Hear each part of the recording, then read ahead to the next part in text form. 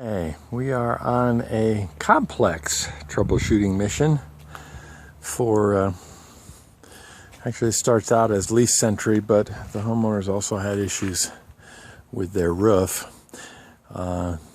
This is a GAF version of what I would call capstone. It's a strip shingle, and I've seen the building department's report. The first course of shingles is solidly adhered to the gutter cover, although the underlying starter strip is apparently nailed way back in the distance somewhere. That should not of itself be a problem. As we look down the gutter, we can see that there's possibly excessive outward slope of the hood, but the main mistake here is that this elbow dumps onto the roof and sends more water than the lease entry can possibly carry. This is supposed to be actually piped from the upper downspout to the lower level, cut through so that the water doesn't have to run across the roof to get in there. So that's recommendation number one. There are some other roof related issues that we'll visit in a minute after I pause and get on the roof. Okay, we've made it to the rooftop now.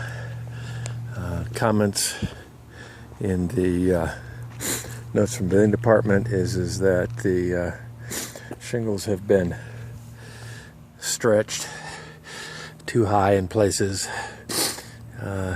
for a 1/4 inch here and there.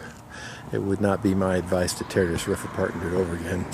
Coming over to the southwest side where the worst issue was, and I'm seeing still some overstretching. This roof is fully adhered. In order to find out about the nailing pattern, I'd have to take the roof apart. I don't want to do that. Again, we have a blade right underneath this downspout. Water just pours over the top of the gutter covers. Of course, they do that. This one down here is laid a little bit low. There's an intermediary drain here, but the big issue here is that they've got this lapped the wrong way, so these will have to be taken off, put back on again. The skylights are Velux, top of the line roof windows. They appear to be okay. The step flashing appears to be okay. There's a comment that the wrong nails were used for the ridge vent, and I would say that that could well be so, but they're not coming loose. I'm going to pause and get to the upper level. Okay, about to go to the main level. There's commentary on the building department inspection that the chimney is done wrong.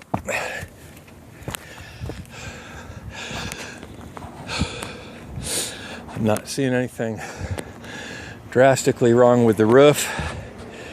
Everything is lapped correctly. There's a question about whether or not the rubber boots were replaced. I'd have to say that they were, because there aren't any nail holes missing. For instance, up here, there's holes in that previous flashing that have not been caulked, but have a new shingle underneath them. I believe the pipe jacks have been replaced. This is a nasty bit of roof detail here. It's so tiny that I can see why they didn't go through putting valleys and all kinds of stuff in here. There's no way to know if there's a valley liner in here.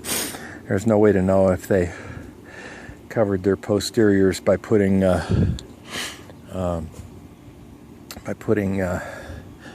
and water barrier behind here.